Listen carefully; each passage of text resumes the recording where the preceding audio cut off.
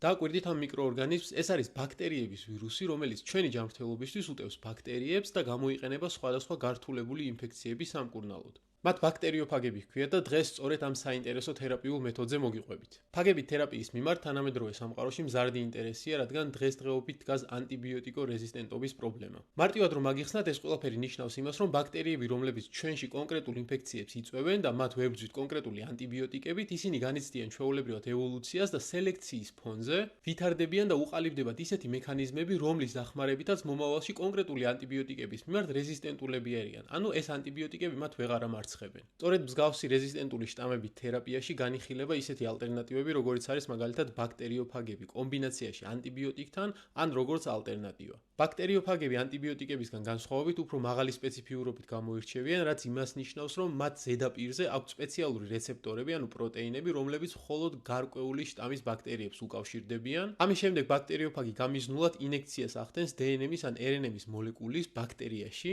რის შედეგადაც ბაქტერიოფაგის DNM მთლიანად კონტროლს იღებს ბაქტერიაზე და ბაქტერია მხოლოდ ბაქტერიოფაგის პროტეინების სინთეზით არის დაკავებული. ან ალტერნატიულად ბაქტერიოფაგის DNM ინტეგრირდება ბაქტერიის DNM-ში და დროთა განმავლობაში იწვევს ბაქტერიების ლიზისს. ბაქტერიების ლიზისის შედეგად გამონთავისუფლდება დაახლოებით 50-დან 200-მდე ახალი ფაგი, რომელიც სწორედ იმ კონკრეტული შტამის ბაქტერიებს ისევ თავს ესხმის და შედეგად იწვევს ამ გზით ინფექციის დამარცხებას.